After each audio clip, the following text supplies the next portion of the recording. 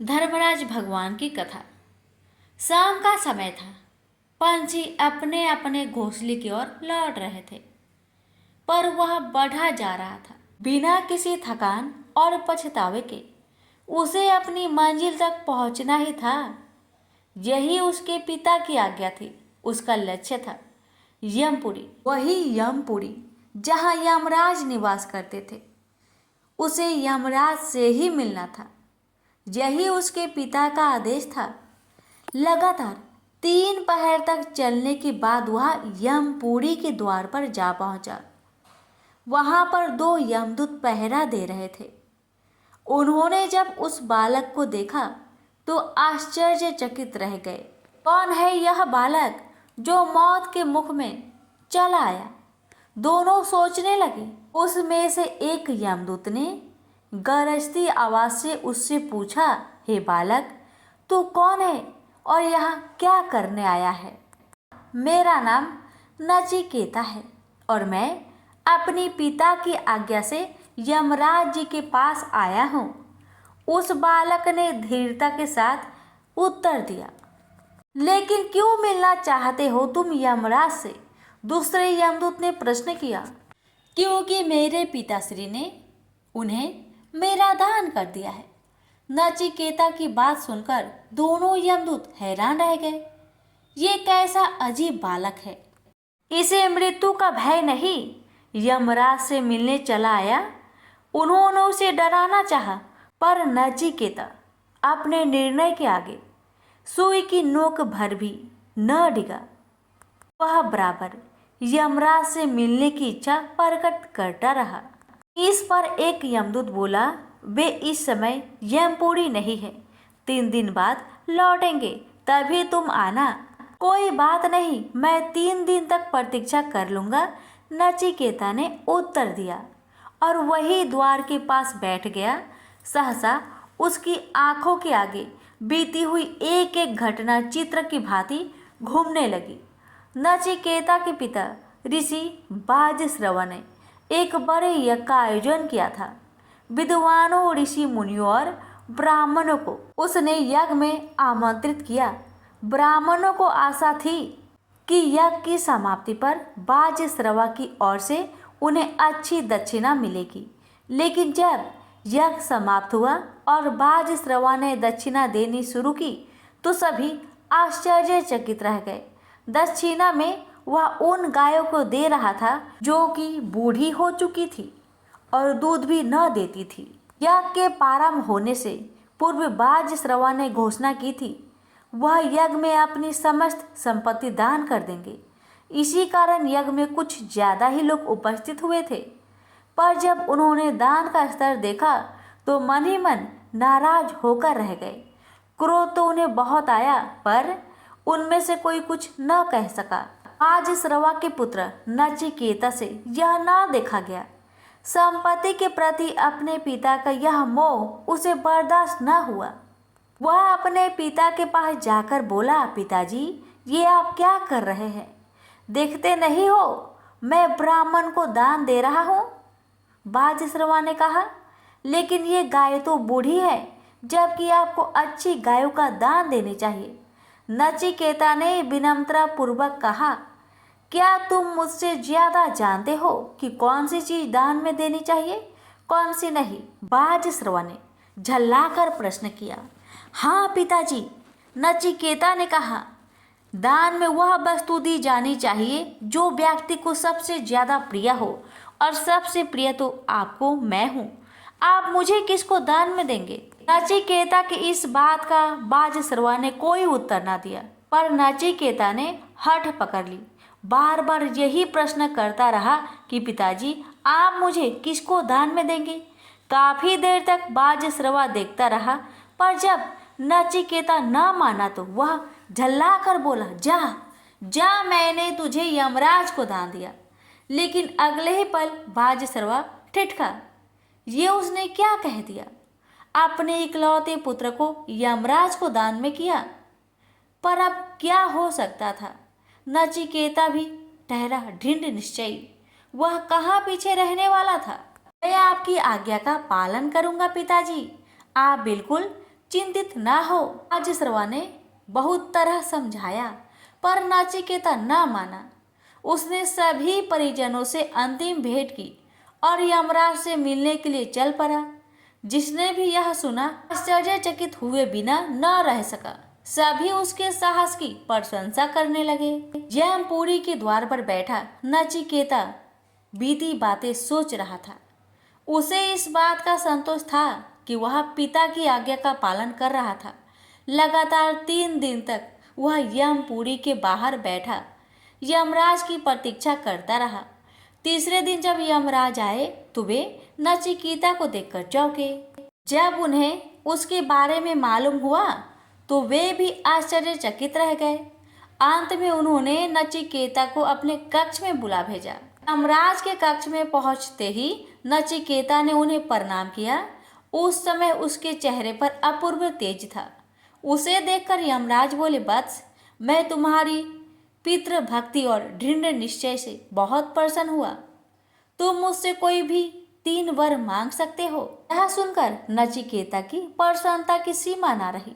वह बोला, पहला वरदान तो आप यह दे कि मेरे पिता की क्रोध शांत हो जाए और वे मुझे पहले की तरह प्यार करे। ऐसा ही होगा।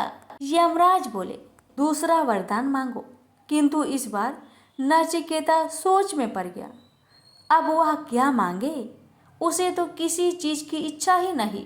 अचानक उसे ध्यान आया कि मेरे पिता ने यज्ञ स्वर्ग की प्राप्ति के लिए किया था, क्यों न मैं ही उसे मांगू।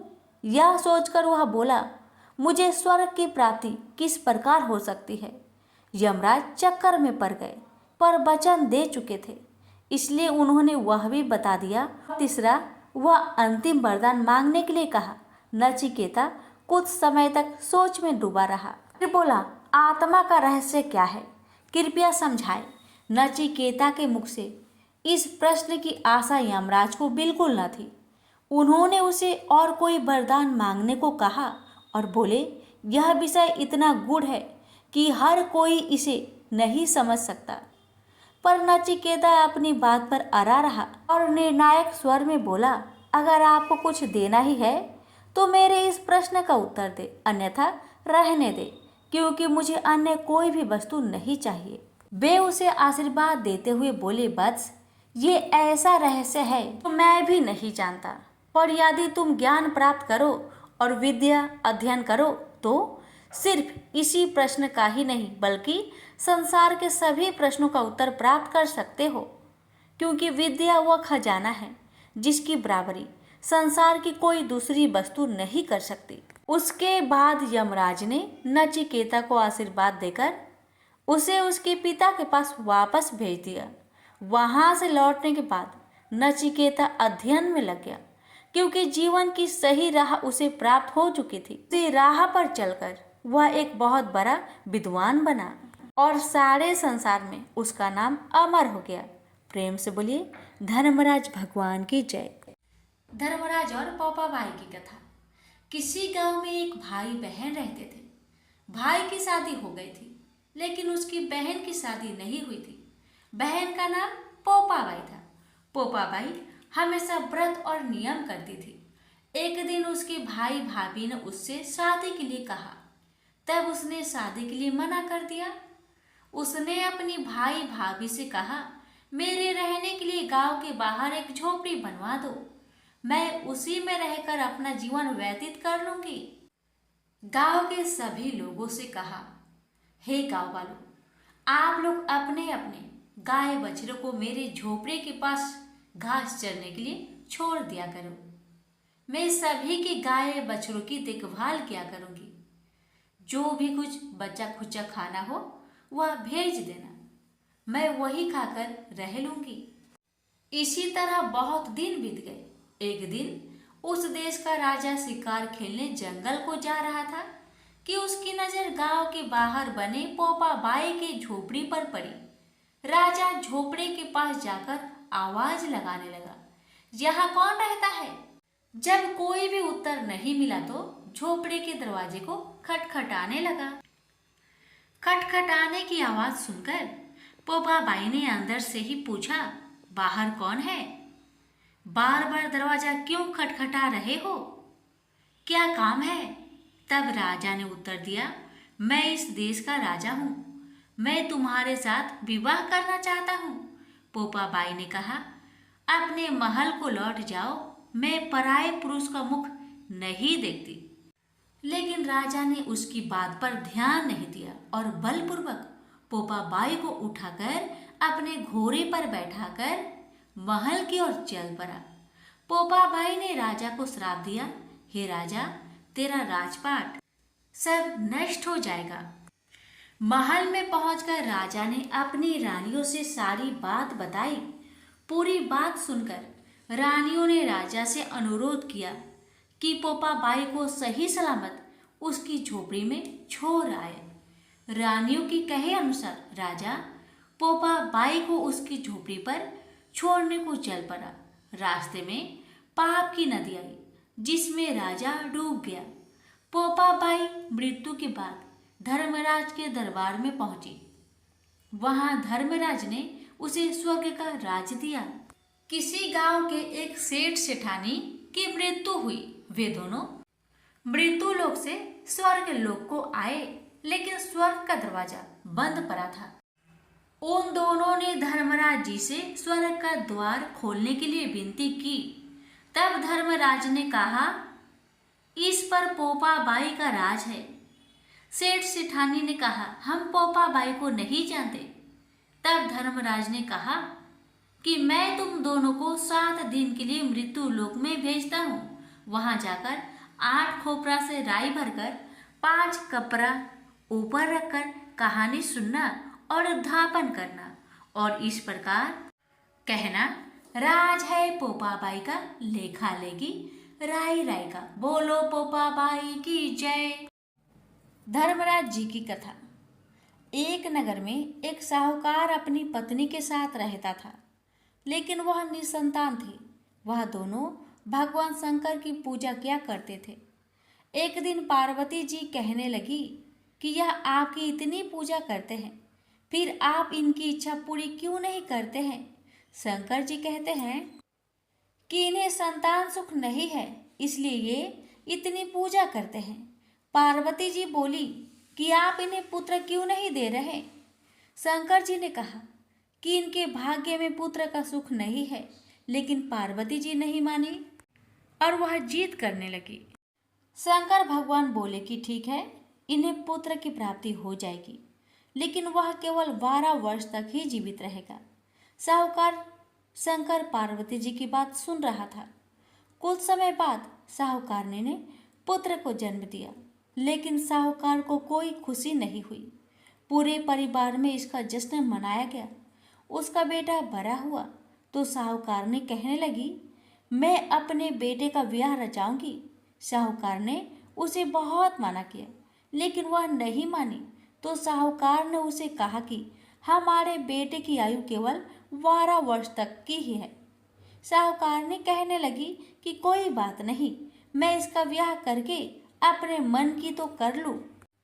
साहूकार ने बेटे का विवाह कर दिया। घर में बहू आ गई और उन्होंने बहू को सारी बात बता दी कि उसके बेटे की आयु केवल 12 वर्ष की है। बहू ने कहा, कोई बात नहीं, मेरे भाग्य में जो लिखा था वह हुआ। अब हम तीनों मिलकर पूजा किया करेंगे। और उन्होंने हर रोज पूजा आरंभ कर दी। एक दिन ऐसा भी आ गया जब लड़की की आयु पूरी हो गई। यमराज साहूकार के बेटे को लेने आ गए तो साहूकार कहने लगा कि मेरा पुत्र अपनी पत्नी के साथ है। यमराज उसकी पत्नी के पास गए तो वह बोली, अभी तो मेरे पति ने जीवन का कोई सुख नहीं देखा और आप उसे लेने आ गए। यमराज बोले, इसकी इतनी ही आयु थी जो यह भोग चुका। पत्नी ने कहा कि हे भगवान, कोई ऐसा उपाय नहीं है जिससे मेरे पति की आयु बढ़ जाए? यमराज बोले कि यह क्या होता है? लेकिन भगवान बोले कि यमराज का काला कंबल, लोहे का तसला 5.25 रुपये उठाकर रख दे। 1 वर्ष पूरा होने पर यह किसी को देना, तुम्हारे पति की आयु लंबी हो जाएगी। जैसा भगवान ने बताया, बहू ने ऐसा ही किया और उसकी पति की आयु लंबी हो गई। प्रेम से बोलिए, यमराज भगवान की जय। धर्मराज जी की कथा। एक नगर में एक साहूकार अपनी पत्नी के साथ रहता था, लेकिन वह निसंतान थी। वह दोनों भगवान शंकर की पूजा किया करते थे। एक दिन पार्वती जी कहने लगी कि यह आपकी इतनी पूजा करते हैं, फिर आप इनकी इच्छा पूरी क्यों नहीं करते हैं? शंकर जी कहते हैं कि इन्हें संतान सुख नहीं है, इसलिए ये इतनी पूजा करते हैं। पार्वती जी बोली कि आप इन्हें पुत्र क्यों नहीं दे रहे? शंकर जी ने कहा कि इनके भाग्य में पुत्र का सुख नहीं है, लेकिन पार्वती जी नहीं मानी और वह जीत करने लगी।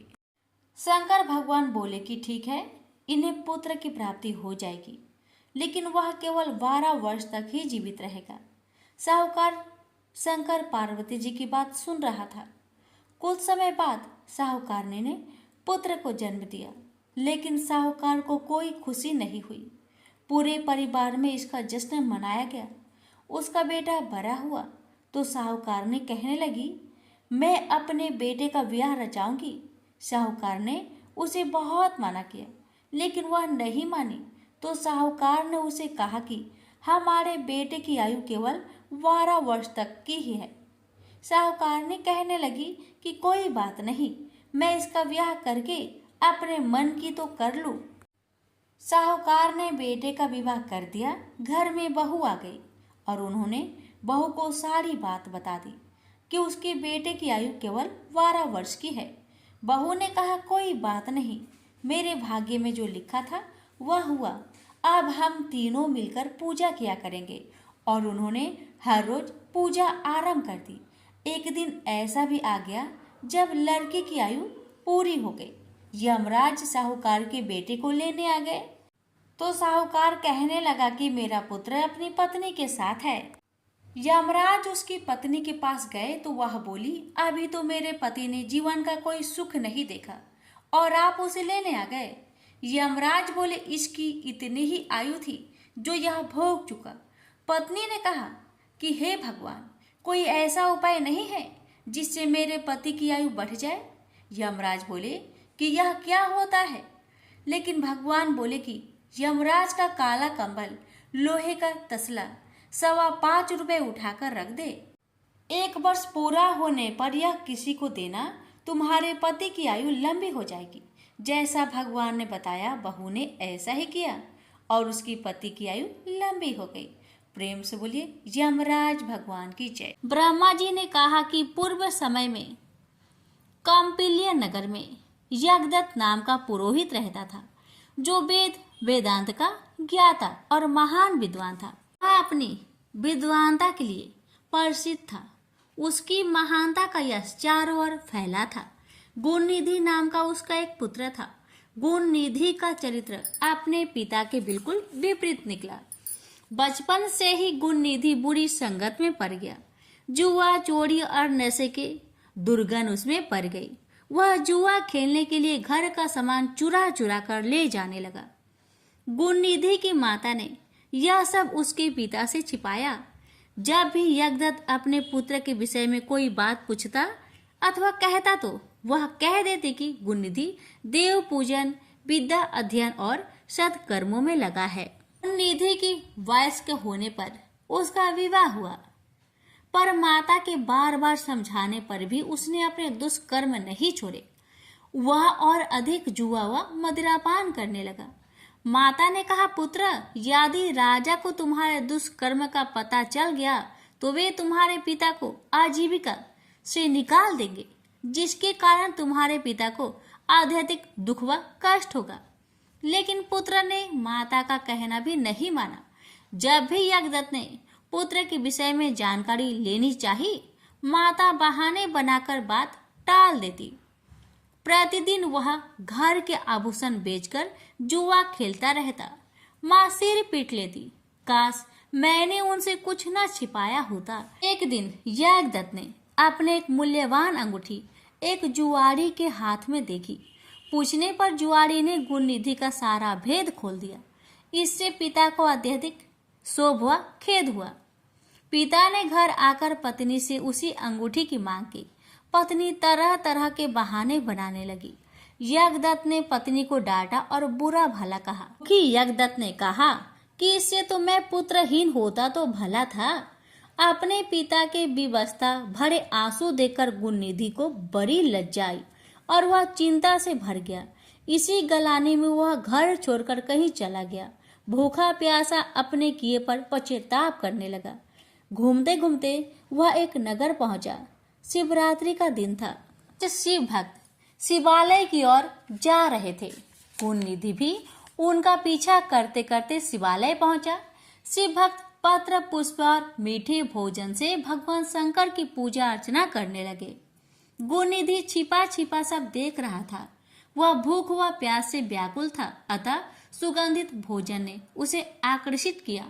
जब शिव भक्त नित्य गायन आदि समाप्त करके सो गए तो गुणनिधि ने अपने दुपट्टे की रस्सी बनाई और दीपक में जलाकर शिव जी के लिए निर्मित वस्तुओं को लेकर भागने की चेष्टा की। अभी उसका पैर एक शिव भक्त से जा टकराया। वह चिल्ला उठा, चोर चोर पकड़ो पकड़ो। इसी पकड़ ढकर में गुणनिधि की मृत्यु हो गई। यमराज के यमदूत उसे पकड़ने आए तो शिवगणों ने उन्हें गुणनिधि को ले जाने से रोका और उसे शिवलोक ले जाने लगे। यमदूतों व गणों में काफी विवाद हुआ।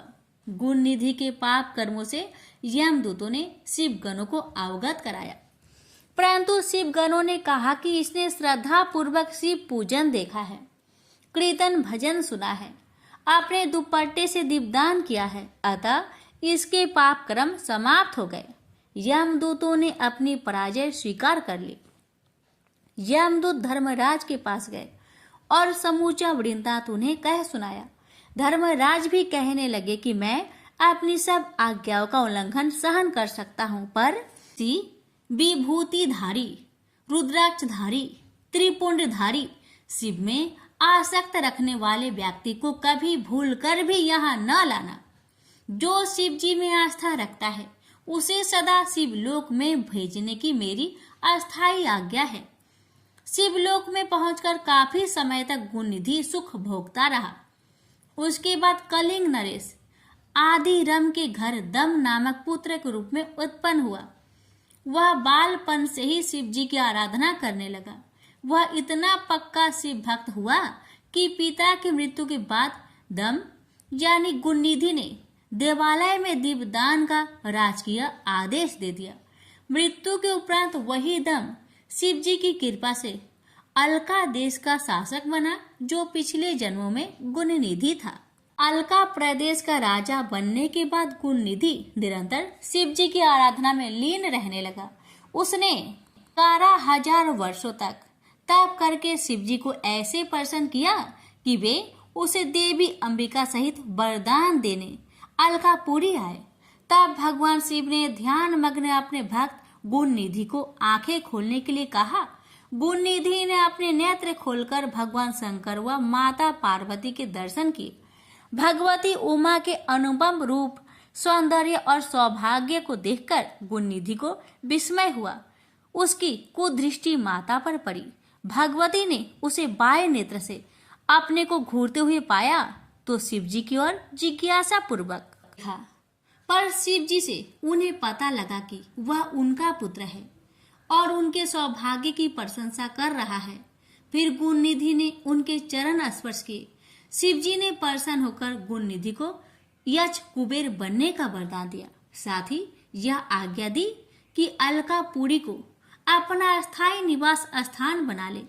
गुणनिधि श्रद्धा पूर्वक चरण स्पर्श करता हुआ माता के चरणों में गिर पड़ा। भगवती ने उसे वरदान दिया, अटूट शिव भक्त बने रहो। मेरे रूप के प्रति देश के कारण तुम्हारा फूटा हुआ नेत्र पीत वर्ण का हो जाएगा तथा तुम्हारा नाम कुबेर होगा।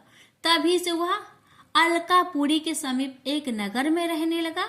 उस नगर का निर्माण विश्वकर्मा ने किया था। शिल्पकार विश्वकर्मा ने कैलाश पर्वत पर भी एक सुंदर सुविधाजनक रहने का स्थान बनाया, जहां आकर शंकर जी आत्मस्थ होकर योगलीन हो जाते हैं। कथा, एक ब्राह्मण थी जो कि मरकर धर्मराज जी भगवान के घर गई। वहां जाकर उसने कहा, मुझे धर्मराज जी के मंदिर की रास्ता बता दो, मुझे जाना है। स्वर्ग से एक दूत आए और बोले, ब्राह्मणी आपको क्या चाहिए? तब ब्राह्मणी बोली, मुझे धर्मराज भगवान के मंदिर की रास्ता बता दो। इतना कहकर आगे आगे दूत और पीछे पीछे ब्राह्मणी मंदिर तक गई। ब्राह्मणी बहुत धार्मिक महिला थी। उसने बहुत दान पुण्य कर रखे थे। उसे विश्वास था कि उसके लिए धर्मराज जी की मंदिर का रास्ता अवश्य खुल जाएगा।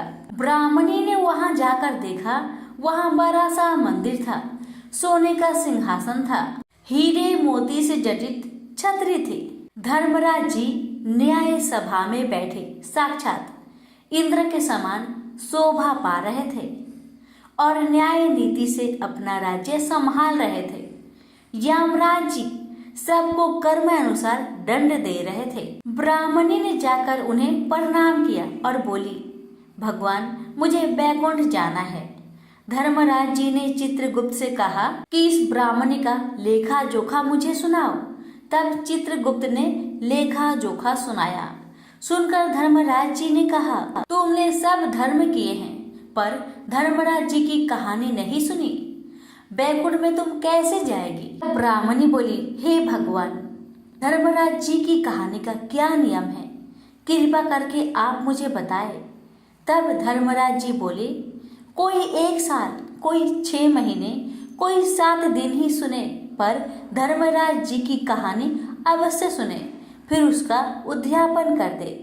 उद्यापन में काठी, छतरी, चप्पल, बाल्टी, रस्सी, टोकरी, टॉर्च, साड़ी, ब्लाउज का बेस, लोटे में शक्कर भरकर, 5 बर्तन, 6 मोती, 6 मूंगा, यमराज जी की लोहे की मूर्ति, धर्मराज जी की सोने की मूर्ति, चांदी का चांद, सोने का सूरज, चांदी का साठिया ब्राह्मण को दान करे। प्रतिदिन चावल का साठिया बनाकर कहानी सुने। यह बात सुनकर ब्राह्मणी बोली, भगवान मुझे 7 दिन वापस पृथ्वी लोक में जाने की आज्ञा दे। मैं कहानी सुनकर वापस आ जाऊंगी। धर्मराज जी ने उसका लेखा जोखा देकर 7 दिन के लिए पृथ्वी पर भेज दिया। ब्राह्मणी जीवित हो गई। ब्राह्मणी ने अपने परिवार वालों से कहा कि मैं 7 दिन के लिए धर्मराज जी की कहानी सुनने के लिए धरती पर वापस आई हूँ। इस कथा को सुनने से बड़ा पुण्य मिलता है। उसने चावल का साथिया बनाकर परिवार के साथ 7 दिन तक धर्मराज जी की कथा सुनी। 7 दिन पूरे होने पर वापस धर्मराज जी का बुलावा आया और ब्राह्मणी को बैकुंठ में श्री हरि की चरणों में स्थान मिला। प्रेम से बोलिए धर्मराज भगवान की